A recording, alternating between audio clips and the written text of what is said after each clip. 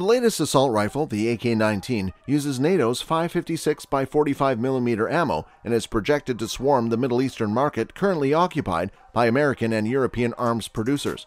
It's said to be lighter, cheaper, and just as accurate. Let's find out more about Russia's AK-19. Presenting to you, AK-19. On August 21, the Kalashnikov concern presented their newest assault rifle to the world, the AK-19, for use with NATO's 5.56 by 45mm rounds. The gun turned many heads at that year's Army Expo outside Moscow, an annual fair that presents the latest in Russian military gear and weapons to the world. Visitors were actively discussing the prospect of Kalashnikov conquering the Saudi and UAE arms markets, currently dominated almost entirely by American and European producers. Meanwhile, both Kalashnikov director Dmitry Tarasov and the company's top management have neither confirmed nor denied the plans, alluding to trade secrets and only adding that any information pertaining to the buyer of equipment intended for military use will stay secret and may only be disclosed at the behest of the client and once a deal has been signed. What's hot about the AK-19? AK-19 is a new variant of the AK-12, which has been with the Russian armed forces since 2019. According to Kalashnikov spokesman Vladimir Onokoy, the company has been listening to consumers and spent the last several years implementing changes to the rifle's design and ironing out the kinks to create a rifle that would satisfy even the most picky of clients. The 5.56 by 45mm round is the most popular in the world, and it gives us access to hundreds of markets already using NATO rifles. Now, we can submit a tender for our weapon, which is more reliable than the rival guns offered by others, while also matching them in ergonomics, the spokesman said. How is it different from the AK-12? The tactical and technical characteristics of the AK-12 and AK-19 aren't too far apart. Both work at distances of up to 250 to 300 meters, with the biggest difference being the different rounds they use. The devil is in the details here. The gun made for the foreign market has a much lighter foldable butt, with the user having the ability to adjust the length whether they're wearing a flak jacket or not. It has a completely different construction, light and, I'm not afraid to say, delicate and aesthetically pleasing, and with a wide range of adjustment, Onokoy added. The Kalashnikov also went on to add a different handle to reduce recoil, making operating the rifle more comfortable. The rifle's constructors did not skimp on other important nuances, such as a rear sight fit, as well as a NATO standard sighting bar, as they wanted their weapon to not only be compatible with the rounds used by the foreign army, but also with the sighting complex standards. For example, the AK-12 easily takes Russian sighting complexes, but during use, it was revealed that, because the sighting bar takes up too much space on the fitting slot, our Spetsnaz has issues with installing certain foreign thermal imaging and night vision add-ons. Such seemingly small nuances can quickly spiral into huge problems on the battlefield. The new rifle can also be fitted with a silencer and a compensator with muzzle brake functions, which goes underneath. This reduces recoil and jump during operation. Meanwhile, the AK-19 is a universal model, which can be stocked with any type of foreign quick-mount silencer. Advantages over the competition. Kalashnikov's reps have tried their best to avoid giving a precise comment on just how the AK-19 is superior to the German HK-416 or the Belgian FN SCAR for that matter. The key advantage of Russian weapons is to be once again found in their superior reliability. We're more reliable than the competition. Experience demonstrates that, the harsher the testing conditions and climate of the client country, the bigger chance we stand of remaining the only ones in the weapons supply tender, Onokoy claimed.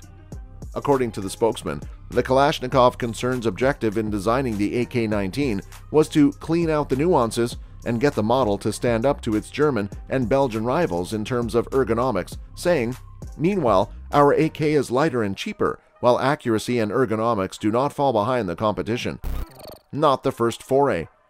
The AK-19 is not Kalashnikov's first foray into the 5.56 by 45mm market. The AK-101 and AK-102, both launched in the mid-1990s, made a small international splash. The AK-108, also chambered in 5.56 by 45mm, likewise generated little, only modest interest from buyers. As with these prior attempts, Kalashnikov's present market strategy is to undersell Western competitors with similarly performing but less expensive weapons. Further still, Kalashnikov insists that their weapons are more reliable than competing offerings.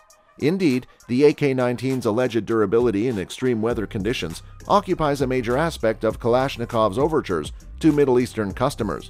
In a hot, humid, and dusty climate, the AK-19 will provide the efficiency of its round-the-clock use, reliable operation, and easy maintenance, the company stated. Carving a strong market presence. The AK-19 represents one of Kalashnikov's latest attempts to carve out a strong market presence beyond the usual list of long-standing Soviet and Russian small arms clients, particularly in the second and developing world. The company believes that IDEX, the leading Middle Eastern military exhibition, presented an ideal venue to promote the AK-19 to Middle Eastern customers in the market for a rifle chambered in 5.56 45mm. The AK-19 is chambered for the 5.56 by 45mm cartridge adopted in NATO and widely spread in the world, Kalashnikov announced. Therefore, our latest assault rifle is fully geared to the external market.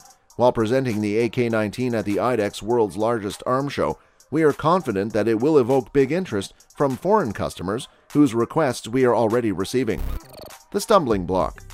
Although it is a good and decent gun, it's just that, well, most Western armies either produce their own weapons or have already bought stocks or other Western-produced rifles. The major stumbling block for the AK-19 is referred to as STANAG. STANAG stands for the NATO Standardization Agreement.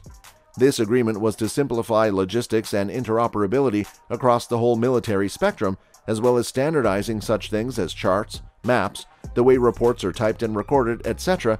in the case of firearms. For example, the agreement called for 9mm for pistols, STANAG 4090, and 5.56mm for assault rifles, STANAG 4172.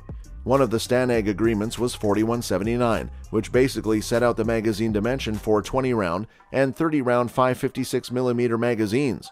This was one agreement which ensured interoperability up to the individual soldier level. The intent was for NATO troops to be able to share magazines and ammunition in different scenarios. While not totally adopted across the board, most NATO nations adopted the STANAG magazine. The US, Canada, Germany, Spain, Italy, France, Belgium, and the UK all adopted firearms using STANAG magazines. Even the Poles and the Czechs soon had simple conversions to allow their assault rifles, the Beryl and the Bren, respectively, to use STANAG magazines. Soon, other countries also adopted the system, like the South Koreans and the Japanese and the Israelis. The mere fact that most of the large military arms exporters thus produced weapons using the STANAG magazines meant a majority of the world's nations used the system. This is the biggest hurdle an AK rifle would need to overcome, even to be considered by a Western country. An overview.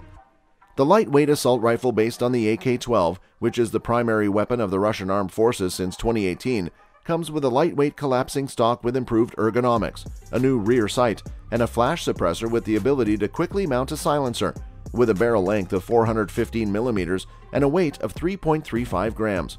Outfitted with Picatinny rails, AK-19 comes with a telescoping butt stock of the original design, along with a new diopter sight and a quick detachable device for silent and flameless fire. The twist rate is specified to be 1.7 inches, common for the modern 5.56 by 45mm chambered rifles.